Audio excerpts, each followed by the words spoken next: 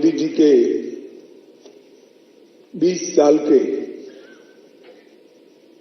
पहले गुजरात के मुख्यमंत्री और बाद में देश के प्रधानमंत्री नाते उनका जो कार्यकाल है उसको समेटते हुए कुछ लोगों ने कुछ तथ्य उकेरने का प्रयास किया है।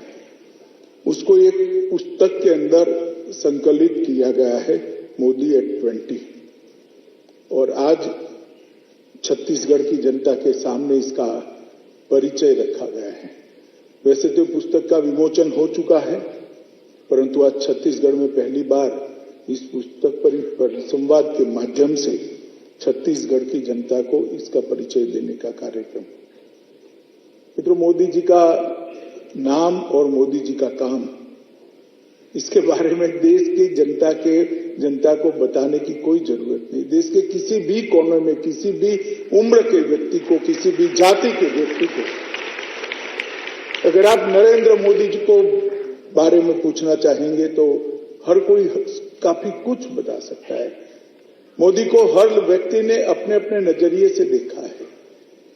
किसी को वो गरीबों का कल्याण करने वाला एक समाज सेवक दिखाई पड़ता है, किसी को देश की सुरक्षा को सुनिश्चित करने वाला दृढ़ इच्छा शक्ति वाला एक मजबूत नेतृत्व दिखाई पड़ता है, किसी को सालों पुरानी हमारी संस्कृति के गौरव को विश्व के अंदर हजारों सूर्य के समान आभा के साथ पहुंचाने वाला एक तपस्वी दिखता है, किसी को योग को पूरे विश्व में पहुंचाने वाला व्यक्ति दिखाई पड़ता है, किसी को भारत के अंदर विश्व के सभी प्रकार के प्लेटफॉर्म पर भारत को गौरव के साथ रखने वाला भारत माता का एक बहुत पुण्यशाली पुत्र दिखाई पड़ता है।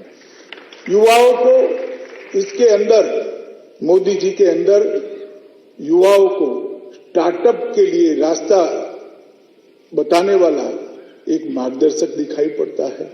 तो गरीब के घर के अंदर गैस, बिजली, पानी, स्वास्थ्य सुविधाएं, अनाज और घर ही देने वाला एक गरीबों का उदाहरण दिखाई पड़ता है। मोदी जी को अनेक रूप में अनेक लोगों ने देखा है, अनेक लोगों ने अनुभव किया है।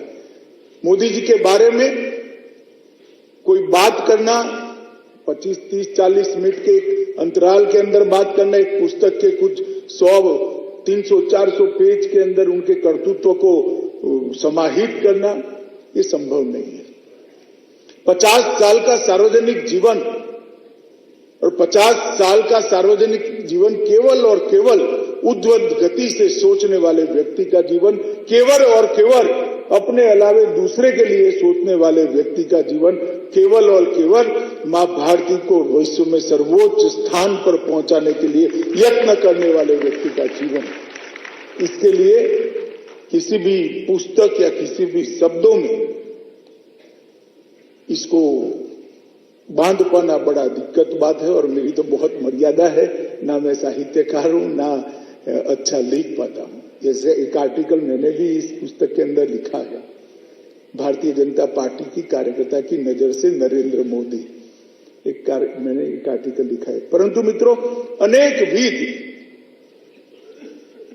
विध उपलब्धियों को इस पुस्तक के अंदर समेटना, इसके अंदर जो लेख लिखे हैं उन लोगों के लिए भी बहुत दिक्कत है। परंतु नरेंद्र मोदी जी के जीवन को इसलिए लोगों के सामने ले जाने की जरूरत है क्योंकि इसमें से प्रेरणा मिल सकती है, इसमें से ऊर्जा मिल सकती है, इसमें से मार्गदर्शन मिल सकता है, और लाखों करोड़ों युवा इस रास्ते पर अगर चल भी पड़ते हैं तो देश का कल्याण इसी से हो जाता है।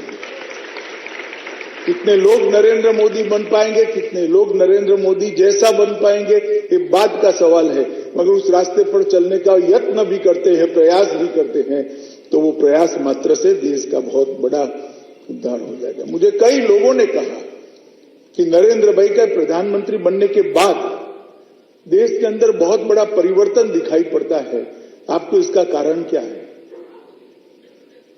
बहुत सारे कारण हो सकते हैं, मगर देश के 60 करोड़ गरीबों को पहली बार अनुभव आया है कि आजादी के बाद मेरा भी अस्तित्व इस देश में है। 60 करोड़ लोग ऐसे थे जिनके घर में ना बैंक अकाउंट था, ना लाइट थी, किसी के पास घर ही नहीं था, शौचालय नहीं था, गैस नहीं था, स्वास्थ्य की सुविधाएं नहीं थी, खाने पीने का अनाज नहीं था। ये 60 करोड़ लोगों के लिए बातें होती थी, काम कुछ नहीं होता था। नरेंद्र मोदी आने के बाद पहली बार ये 60 करोड़ लोगों के जीवन के अंदर एक सार्थक परिवर्तन दिखाई पड़ा। इस देश के अंदर करोड़ों शौचालय बने। शौचालय बनना आज किसी विकासशील देश के लिए, यार पढ़े लिखे लोगों के लिए, यहाँ डॉक्टर साहब भी बैठे होंगे, इंजीनियर भी बैठे होंगे, क्या अमित भाई शौचालय की बात करते हो, मगर जिसके घर में शौचालय न हो, इसकी तकलीफ जिसके घर में शौचालय है वो नहीं समझ सकता। विशेषकर माताओं की, माताओं और बहनों को सम्मान देने के काम नरेंद्र मोदी ने। कई करोड़ लोग ऐसे थे जिनके पास घर ही नहीं थे। कई करोड़ लोग ऐसे थे जिनके घर में आजादी के 75 साल के बाद भी बिजली कभी पहुंची ही नहीं थी। कई करोड़ लोग ऐसे थे जो घर में चूल्हे पर कंडे और टहनियां जलाकर धुएं से भरे हुए घर के अंदर अपना खाना पकाते थे। कई करोड़ लोग ऐसे थे जिनके पास इलाज का कोई रास्ता नहीं था। सारी सुविधाएं एक 8 साल के अंतराल में एक नरेंद्र मोदी नाम के व्यक्ति ने कर दी। इसका कारण क्या है? पहले भी कई लोग आए, गरीबी हटाओ के नारे भी लगे, कई बार चुनाव भी जीते, गरीबों के घर पर जाकर खाना भी खाया, मगर गरीबी नहीं गई। उसका जीवन स्तर उठाने का काम केवल और केवल नरेंद्र भाई ने किया है। तो इसका मूल कारण है वो एक गरीब के घर में, चाय बेचने वाले के घर में जन्म लेकर इतनी बड़ी ऊंची जगह पे पहुंचे हैं। उन्होंने गरीबी को देखा, उन्होंने गरीबी को अनुभव किया। और जब व्यक्ति गरीबी को देखता है, अनुभव करता है, उसकी कठिनाइयों का सामना करता है, तो दूसरे की सोचने वाले जो व्यक्ति होते हैं नरेंद्र मोदी जैसे, उनके मन में एक टीस होती है कि जो दुख मैंने झेला है, मेरे भारत का कोई बच्चा वो दुख न झेले। सब बच्चों के लिए अच्छी सुविधाएं होनी चाहिए और इसी में से ये सारी योजनाएं निकली है। मित्रों, आज दुनिया के सारे देश, बड़े बड़े पंडित जो डेवलपमेंट की चिंता करते हैं, चर्चा करते हैं, वो चकाचौंध हो जाते हैं जब हमारे आंकड़े को जमीन पर उतरता हुआ देखते हैं। ऐसा कैसे हो सकता है? मगर ये संभव हुआ। तो नरेंद्र मोदी एक ऐसा व्यक्ति है जो बुराई में से भी अच्छाई को निकाल देता है। नरेंद्र मोदी को आप कभी भी देखोगे तो एक आदर्शवादी नेता को प्राप्त करोगे। मोदी जी में कार्यकर्ताओं के अच्छे गुण को पहचानने की गजबनाक शक्ति है। कार्यकर्ताओं को उपयोग क्या करना, इसकी गजबनाक शक्ति। मैंने मोदी जी जैसा लिस्नर नहीं देखा। मैं हमेशा कहता हूं मोदी जी ग्रेट लिस्नर है। घंटों घंटों तक लोगों को सुनते हैं, ध्यान मग्न होकर सुनते हैं और उनकी बातों में से काफी कुछ अच्छा निकाल देते हैं। उनकी सोचने की दिशा दिए की लौ की तरह होती है, जो हमेशा ऊर्ध्व गति में जाती है, कभी भी नीचे नहीं आती। जैसे दिया आप प्रगटाओगे तो उसकी लौ हमेशा ऊर्ध्व गति में जाएगी और उजास देगी। मोदी जी की सोच भी हमेशा ऊर्ध्व गति की ओर से होती। राष्ट्र प्रथम उनके जीवन का केवल मंत्र नहीं है, उन्होंने वो मंत्र को कर्तृत्व में उतारने का काम किया है। वो कठोर प्रशासक रहे। योजनाओं को लागू करने के लिए मैंने इनके जितना आग्रही व्यक्ति देखा नहीं है। मुझे मालूम है जब हर घर में बैंक अकाउंट खोलना था, अरुण जेटली जी देश के वित्त मंत्री थे, मैं पार्टी का अध्यक्ष था, कई जाने कितनी मीटिंगें उन्होंने कर ली। वो स्वयं इसका मॉनिटरिंग करते थे और हर रोज आंकड़े को देखते थे कितने नए बैंक अकाउंट खुले। उस वक्त काफी लोगों के मन में सवाल आता था कि क्या पीछे पड़ गए बैंक अकाउंट में। मगर बैंक अकाउंट खुलने के बाद हर गरीब को, एक विधवा मां को उसका विधवा का पेंशन इसके बैंक अकाउंट में डायरेक्ट ट्रांसफर होने लगा और इसमें से बीच में कटौती निकल गई। तब लोगों को मालूम पड़ा कि कितना बड़ा काम हुआ है। डायरेक्ट बेनिफिट ट्रांसफर की स्कीम अगर बैंक अकाउंट खोलने का अभियान न करता तो कभी नहीं खोलती। संवेदनशील व्यक्ति है। देश के किसी भी व्यक्ति को कुछ भी दुख पड़े तो संवेदना से सोचने वाले व्यक्ति है और इसी में से कोरोना के संकट से देश बाहर आया है। मित्रों, जब कोरोना आया तब मैं गृह मंत्री था, डिजास्टर मैनेजमेंट मेरे डिपार्टमेंट में आते। दुनिया भर के पंडित उनके देश की चिंता नहीं करते थे, हमारी चिंता करते थे। भारत में क्या होगा, हेल्थ इंफ्रास्ट्रक्चर भारत का है नहीं, टेक्नोलॉजी को लेकर चिंता करते थे। मगर जब कोरोना समाप्त हुआ, वो बीच में जैसे जैसे कालखंड आगे बढ़ा, भारत की प्रशंसा करने लगे और अपने देश की चिंता करने लगे। इतना बड़ा परिवर्तन है।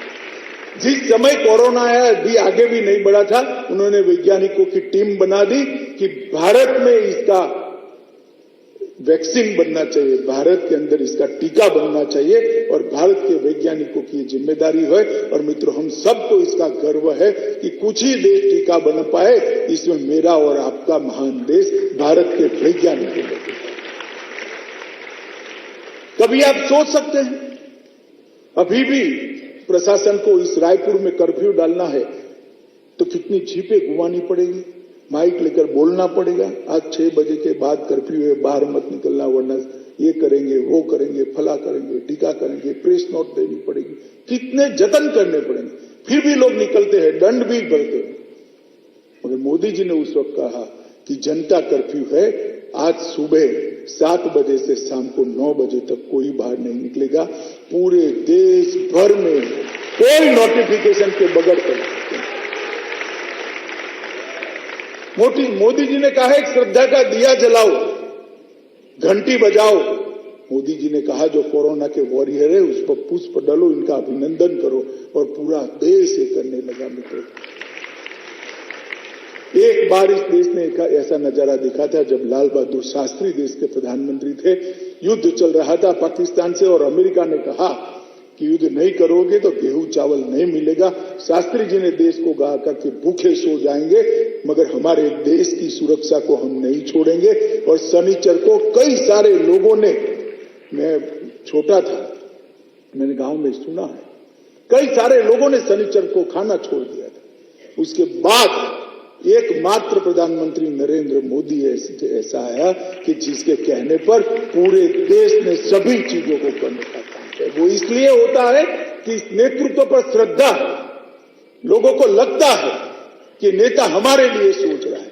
और देखिए साहब, 130 करोड़ की आबादी 2 डोज देना था, आज 225 करोड़ से ज्यादा डोज दे दिए, किसी को कोई तकलीफ नहीं पड़ी और कोरोना के बाहर आकर खड़े हुए। अच्छे विकसित देशों को भी वैक्सीनेशन देने में आज भी लक्ष्य पूरा नहीं हुआ है। हमारे दोनों डोज हो गए और तीसरा डोज भी मुफ्त देने का काम अभी चल रहा है। और किस तरह से आप गए, लाइन में खड़े रहे, डोज लिया, कॉफी पी और बाहर निकलने से पहले आपके मोबाइल पर मोदी जी की हंसती हुई फोटो के साथ सर्टिफिकेट भी आ गया। सर्टिफिकेट लेने के लिए भी किसी को कहाँ नहीं जाना पड़ा।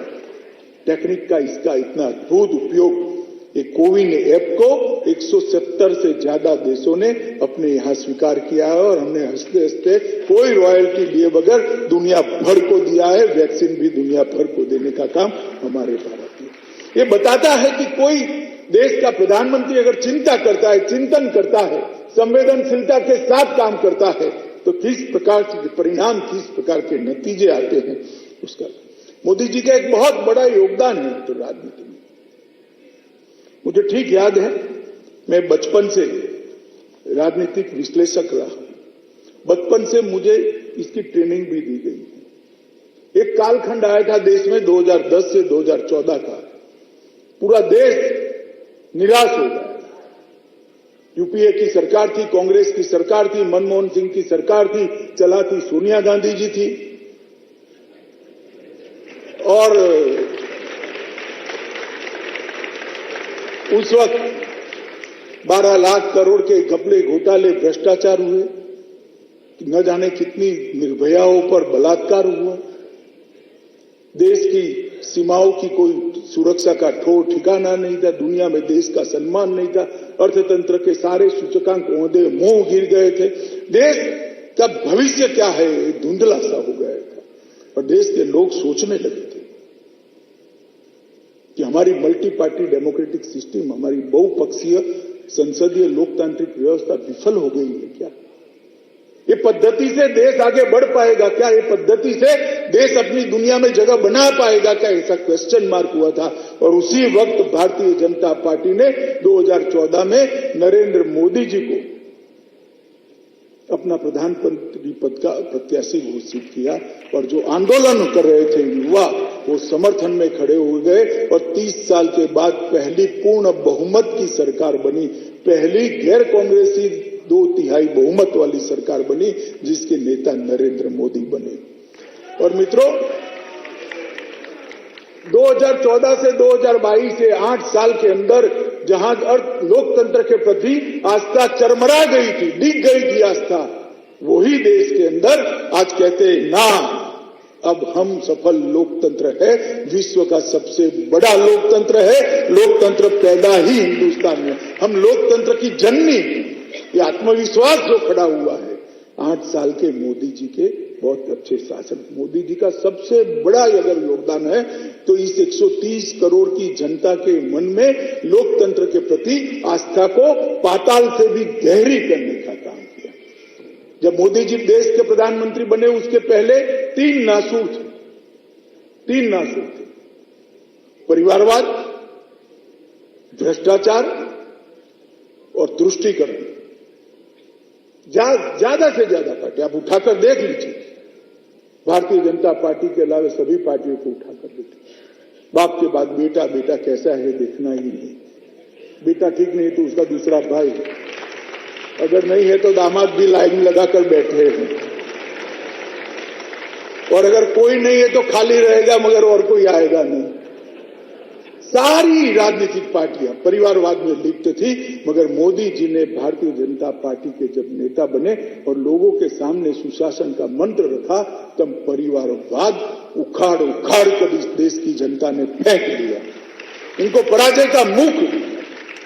भ्रष्टाचार 8 साल के हमारे शासन के अंदर हमारे ऊपर विपक्ष भी भ्रष्टाचार का आरोप नहीं कर सकता, इस प्रकार की सरकार नरेंद्र मोदी है। और तुष्टीकरण का नामो निशान खत्म हो गया, सबके लिए समान व्यवहार, किसी को विशेष कुछ प्राप्त नहीं होगा। वोट बैंक की राजनीति को मोदी जी ने समाप्त कर दिया। ये तीनों नासुरों को मोदी जी ने देश की राजनीति से उखाड़ कर फेंक दिया और इसकी जगह पॉलिटिक्स ऑफ परफॉर्मेंस, विकास कौन करेगा, परफॉर्म कौन करेगा, इसकी राजनीति को शुरू किया। और आज देश की जनता पॉलिटिक्स ऑफ परफॉर्मेंस मांगती है। मैं देश के युवाओं को भी कहना चाहता हूं, पॉलिटिक्स में आए हुए, राजनीति में आए हुए ये बारीक बदलाव को आप ध्यान से देखिए, ध्यान से देखिए। देश की राजनीति अब बदल रही है, यहां परिवारवाद नहीं चलता है, जातिवाद नहीं चलता है, भ्रष्टाचार नहीं चलता है, यहां तुष्टीकरण नहीं चलता है। जो परफॉर्म करता है जनता उसको चुनती है, इसलिए लोगों की आस्था को गहरी करने का काम किया है। और मोदी जी ने इस देश के हर वर्ग को साथ में लेने का प्रयास किया। मैं 2 उदाहरण छत्तीसगढ़ में विशेष रूप से देना चाहता हूं। मोदी जी के समय में भारतीय जनता पार्टी को 2 प्रधानमंत्री तय करने, 2 राष्ट्रपति तय करने का मौका मिला। पहले रामनाथ कोविंद जी, देश के गरीब से गरीब घर के अंदर जन्मा हुआ दलित का बेटा इस देश का राष्ट्रपति बना और पूरे देश को लगा अगर क्षमता है तो कोई भी कुछ भी बन सकता है। उसके बाद दूसरी बार मौका मिला, भाई रहने दो कुछ नहीं होगा, रहने दो कुछ नहीं होगा, आप भी रहने दिए भैया। दूसरी बार मौका मिला और दूसरी बार के मौके में उन्होंने आदिवासियों में भी, जनजातियों में भी सबसे पिछड़ी जनजाति और गरीब घर की बेटी द्रौपदी मुर्मू को, महामहिम द्रौपदी मुर्मू, देश को आज पहली बार आदिवासी महिला राष्ट्रपति के रूप में मिली है। और इतना सीधा साधा सरल व्यक्तित्व राजनीति में कहीं इसका कोई स्थान न हो अगर कांग्रेस की संस्कृति हो, मगर भारतीय जनता पार्टी और नरेंद्र मोदी का नेतृत्व है। मित्रों, ये द्रौपदी मुर्मू को महामहिम द्रौपदी मुर्मू बनाना एक बहुत बड़ा देश का परिवर्तन का संकेत है। और छत्तीसगढ़ के सारे आदिवासी भाई बहन इस पर गौरव करते हैं, देश भर के आदिवासी भाई बहन गौरव करते हैं। 75 साल तक आदिवासी देश का राष्ट्रपति नहीं बन पाया। नरेंद्र मोदी जी ने देश को एक पहला आदिवासी राष्ट्रपति, महिला आदिवासी राष्ट्रपति देने का काम। और दूसरा काम, मोदी जी ने सबसे बड़ा काम किया, मैं उनके मंत्रिपरिषद में था गुजरात में, उन्होंने वहां पर वन बंधु कल्याण योजना शुरू की थी। मित्रों, वन बंधु कल्याण योजना जनजातीय कल्याण के लिए एक बहुत महत्वपूर्ण योजना है। इसका आप अगर डिटेल अभ्यास करेंगे तो आपको मालूम पड़े। कई योजनाएं बनी, किसी ने रोड बना दिए, किसी ने लाइट लगा दी, किसी ने बस स्टेशन बना दिए, किसी ने स्कूल बना दिया, मगर सर्वांगीण विकास जनजातीय क्षेत्र का वो नहीं हुआ। वन बंधु योजना के 4 कंपोनेंट थे, 4 स्तंभ है, और उसमें एक व्यक्ति का विकास, मतलब आदिवासी भाई बहन का सीधा विकास, उसी का विकास, दूसरा गांव का विकास, तीसरा उस क्षेत्र का विकास, और चौथा सुविधाओं का विकास। ये चारों को मिलाकर वन बंधु कल्याण योजना बनाई। और पहली बार देश ने जनजातियों को जो वादा किया था देश के संविधान के आबादी के अनुपात में, बजट के अंदर आपके विकास के लिए राशि का प्रबंधन किया जाएगा, अगर आजादी के बाद देश में किसी एक राज्य ने करा तो सबसे पहले मोदी जी के नेतृत्व में गुजरात के अंदर इसकी शुरुआत हुई। और एक बहुत बड़ा गरीबों को कल्याण करने का उन्होंने वहां से शुरुआत करी। मित्रों, उनके दृष्टिकोण को ध्यान से समझने जैसा है। उनके व्यक्तित्व को समझ के अगर नेता की व्याख्या करने के लिए मुझे कोई कहे कि नेता कैसा होता है, तो मोदी जी के व्यक्तित्व का विश्लेषण कर मैं कहने का प्रयास करता हूं। नेता वही है जो पहले आम इंसान है, बाद में नेता है। मोदी जी पहले आम व्यक्ति है, वो अपने आप को प्रधानमंत्री नहीं कहते, प्रधान सेवक कहते हैं। नेता वही है जो ईमानदार हो। मोदी जी के सादगी को आपने शायद ही देख पाए होंगे, क्योंकि आप उनको मंच पर देखते हैं। जो लोग उनके घर पर किसी भोजन के समय सूचना दिए वगैरह गए होंगे और भोजन करा होगा, तो खिचड़ी और छाछ के अलावा आपको कुछ नहीं मिलेगा। एक आध आलू की सब्जी मिल जाए तो अच्छा दिन है। जो सादगी से जीता है, जो पारदर्शिता से जीता है, वही नेता है। जिसमें बड़े फैसले लेने की क्षमता हो, वो ही नेता होता है। सालों से पाकिस्तान हमारे यहां घुसपैठ करता था, हमारे सेना के जवानों के सर काट कर ले जाते थे, पैर से अपमानित करते थे। दिल्ली के आकाओं के माथे पर जू नहीं रही। नरेंद्र मोदी जी आए, उरी और पुलवामा में हमला किया, एक बार एयर स्ट्राइक किया, एक बार सर्जिकल स्ट्राइक किया, घर में घुसकर जवाब दिया। और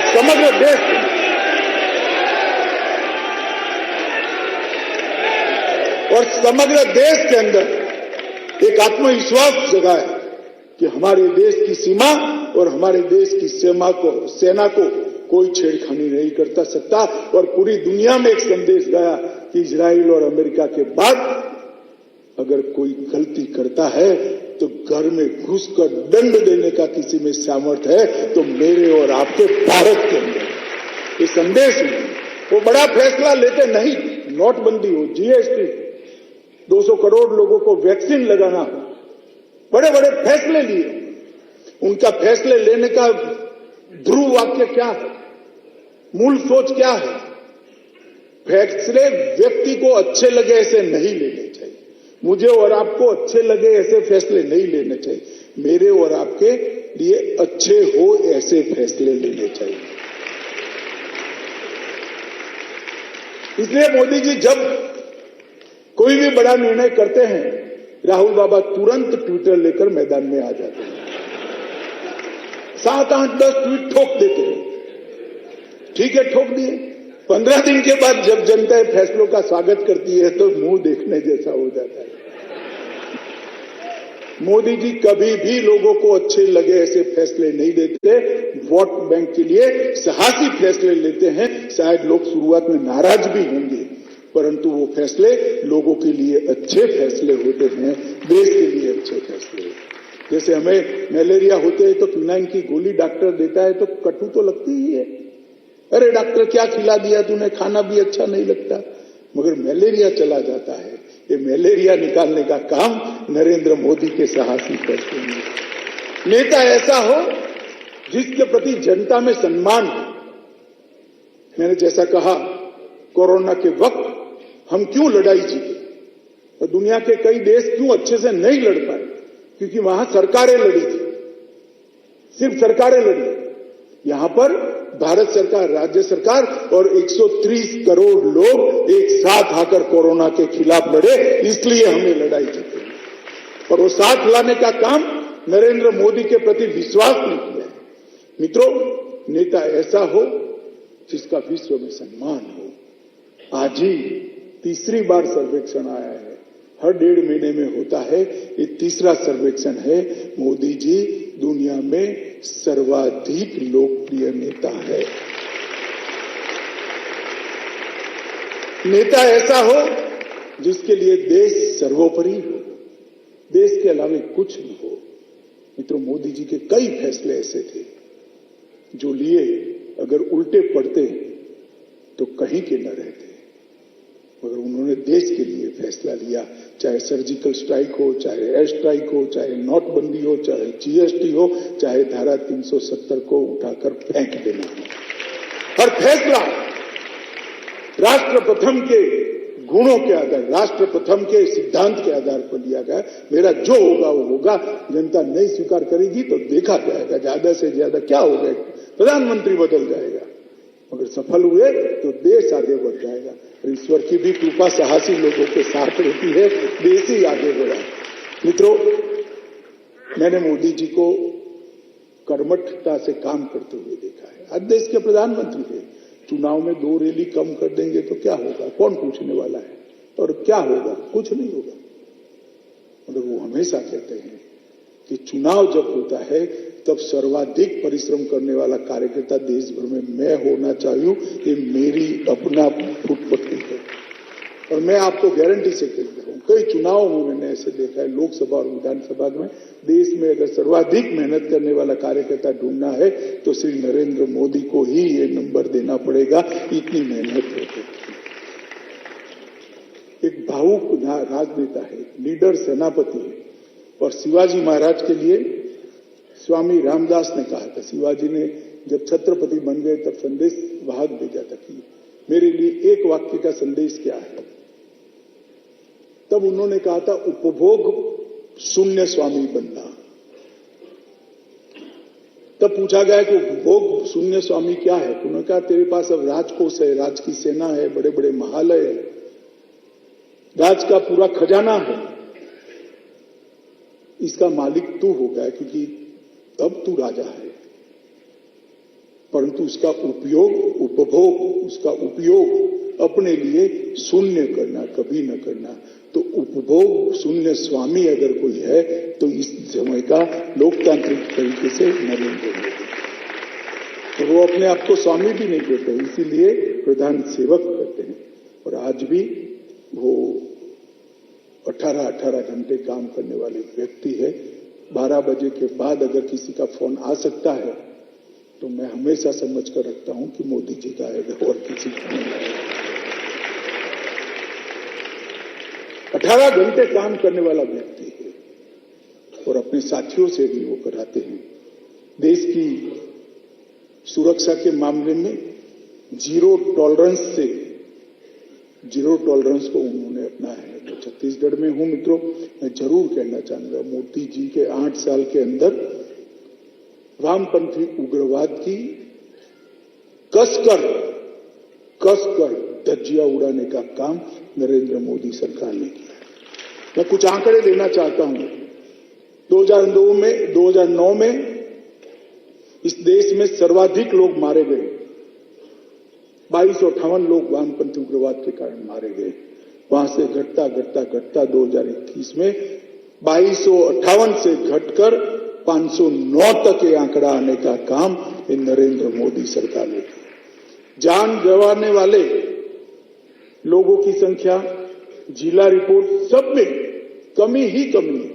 हिंसा की घटनाओं में 50% की कमी, मौतों में 66% की कमी, सुरक्षा बल के मृत्यु में 71% की कमी और वामपंथी उग्रवादियों द्वारा समर्पण में 140% की वृद्धि हुई है। ये कुछ जिलों में अब सिमट कर रह गया है। छत्तीसगढ़ में सरकार बदल लो, यहां से भी चुटकी में चला जाएगा।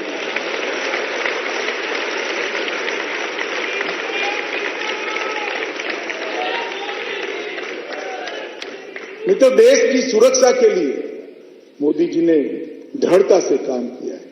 कई सारे ऐसे काम किए हैं कि हर गांव में बैंक पहुंचाने का अभियान होता है। 30 सर्वाधिक जिले जो छत्तीसगढ़ के हैं उसमें 1253 शाखाएं खोलने का काम किया है। लगभग 2343 मोबाइल टावर लग चुके हैं नए वामपंथी उग्रवादी क्षेत्रों के अंदर और 2542 नए लगने वाले हैं। 243 आवासीय एकलव्य विद्यालय बनाने का काम हुआ है। मित्रों, उन्होंने कई चैलेंजिंग चीजों को भी लिया है, जैसे शिक्षा के क्षेत्र में ढेर सारा किया। मैं पूरी मीमांसा करना नहीं चाहता, मगर सबसे कठिन काम क्या है? जिनका शिक्षा का अभ्यास है उनको कठिन है। मालूम है कि 2 ही बड़े मसले हैं जो बहुत दिक्कत देने वाले हैं देश को। एक तो एनरोलमेंट 100% होना चाहिए, हर बच्चा स्कूल में दाखिला लेना चाहिए और फिर ड्रॉप आउट नहीं होना चाहिए, कम से कम 10वीं तक वो परीक्षा पास करना चाहिए। तो 100% बच्चे स्कूल में एनरोल हो और 100% बच्चे एसएससी से बाहर निकले। नरेंद्र मोदी जी ने गुजरात के अंदर जब मुख्यमंत्री बने तब एनरोलमेंट 66% था। जब उन्होंने अपना मुख्यमंत्री काल का टाइम समाप्त करके प्रधानमंत्री बने तो एनरोलमेंट 99.78% था, 66% से 99.8%। और ड्रॉप आउट रेशियो जो 36% था उससे ड्रॉप आउट रेशियो 0 कर दिया। एक भी बच्चा जो आ गया वो जा नहीं पाता था, उसको स्कूल में कंटिन्यूअसली 10वीं तक पढ़ता था। इस प्रकार के काम स्वास्थ्य में भी ढेर सारे काम किए हैं, मैं पूरी कहना नहीं चाहता, मगर इसमें सबसे बड़ा काम क्या होता है तो माता मृत्यु दर और बाल मृत्यु दर को कम करना और डिलीवरी को 100% इंस्टीट्यूशनलाइज करना। मोदी जी ने गुजरात के अंदर इसमें बहुत अच्छे ढंग से आंकड़ों को सुधारने का काम किया था। मित्रों, मोदी जी के नेतृत्व में देश ने अनेक उपलब्धियां प्राप्त की। सबसे बड़ी उपलब्धि जब वो मेक इन इंडिया कहते थे तब राहुल बाबा हंसते थे। आज उनको मालूम पड़ रहा है, देश को मालूम पड़ा है कि भारत दुनिया का उत्पादन का बहुत बड़ा हब बन रहा है, स्टार्टअप का हब बन रहा है, यूनिकॉर्न स्टार्टअप का हब। मित्रों, ये सोचने की पंगुता जिनके अंदर है उनको ही मखौल उड़ाने का साहस होता है। जो लक्ष्य तय कर मेहनत कर आयोजन कर विश्लेषण कर पुनः आयोजन कर लक्ष्य की ओर द्रुत गति से बढ़ते हैं उनको सफलता ही मिलती है। और मोदी जी ने 8 साल के अंदर समग्र विश्व के अंदर भारत को उत्पादन का हब बनाने में बहुत बड़ी सफलता प्राप्त करी है। सबसे ज्यादा निर्यात अगर 75 साल में कोई एक वर्ष में हुआ है तो 21-22 के वित्तीय वर्ष में हुआ है। मित्रों, भारत निर्यातक देश बन रहा है, भारत कृषि में आत्मनिर्भर बन रहा है। और उन्होंने आजादी के अमृत महोत्सव के वर्ष में हमारे सामने लक्ष्य रखा है कि आत्मनिर्भर भारत की नींव डालना। और जब देश की आजादी की शताब्दी मना रहे हो तब आत्मनिर्भर भारत बना। कई सारे फैसले किए, धारा 370 और 35A को खत्म कर दिया, ट्रिपल तलाक को खत्म कर दिया, सिख दंगों की SIT बनाई गई, आसाम एकॉर्ड की आत्मा को पुनर्जीवित किया, NPA को जो 52 लाख करोड़ का था उसको खत्म करने की ओर गए, 1 रैंक 1 पेंशन की योजना जवानों के लिए लागू कर दी। और सबसे बड़ा काम मित्रों, हम सब लोग, देश के करोड़ों लोग, दुनिया के करोड़ों लोग मानते थे कि जहां प्रभु श्री राम का जन्म हुआ वहीं मंदिर जरूर बनना। और कोई विवाद के बगैर रक्त की एक बूंद भूमि पर बहाए बगैर आज वही जगह पर जहां प्रभु श्री राम का जन्म हुआ था, गगनचुंबी श्री राम का मंदिर बन रहा है। मित्रों, ये पूरे देश के लिए संतोष है। शायद ही 8 साल के अंदर इतने बड़े बड़े फैसले, इतने बड़े बड़े काम किए होंगे। मित्रों, अर्थतंत्र के आंकड़े भी मैं लेना नहीं चाहता, बहुत सारा सुधार इसके अंदर हुआ है। गरीब कल्याण के अंदर भी बहुत सारा सुधार हुआ है। अनुसंधान को मोदी जी ने आगे बढ़ा है। रिसर्च एंड डेवलपमेंट जो देश नहीं करते हैं वो कभी विश्व में अपना स्थान मजबूत नहीं कर सकते। नीड को समझकर हमारे युवाओं को रिसर्च एंड डेवलपमेंट की दिशा में आगे बढ़ा है। नई राष्ट्रीय शिक्षा नीति लेकर आए हैं जिसमें भारत को दुनिया का, विद्या का ध्यान बनाने की सभी चीजें मौजूद है। भारतीय भाषाओं को महत्व देना शुरू किया। इंजीनियरिंग और मेडिकल के अभ्यासक्रम अब हिंदी भाषा में भी तैयार हो रहे हैं, गुजराती में भी हो रहे हैं, मराठी में भी हो रहे हैं। और मित्रों, ये हमारे देश के लिए बहुत बड़ी उपलब्धि है, हमारी भाषाओं को बचाना। मैं आपको बताता हूं, किसी भी विश्व के मंच में मोदी जी में अंग्रेजी बोलते हुए किसी ने सुना है क्या? जब इस देश का प्रधानमंत्री फर्राटे से देश की राजभाषा हिंदी में बात करता है, छाती गच गच फूल जाती है।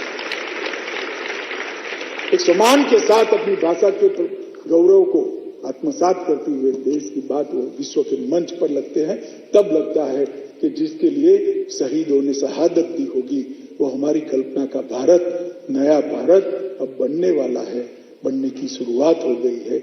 और ये मोदी जी के 20 साल देश का इतिहास जब भी लिखा जाएगा, 2001 से 2002 से 2022 के 20 साल जब भी इतिहास लिखा जाएगा, मित्रों, इस सुवर्णमयी अक्षरों से लिखा जाएगा, क्योंकि इसने भारत को परिवर्तित करने की नींव डाली है। आज मैं यहाँ पर सभी पुस्तक के प्रकाशकों का और समिति जो बनी है इसके लिए आयोजकों का भी बहुत बहुत धन्यवाद करता हूं।